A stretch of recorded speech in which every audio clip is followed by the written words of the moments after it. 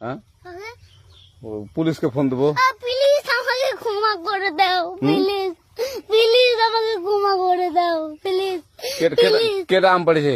ওই যে ফারুককে ধরে নিয়ে আসেন, ওই জিরাচ্ছে, আমি জিরাই নাই, প্লিজ। ওই আমটা তুল আমটা তুল কোনটা আম?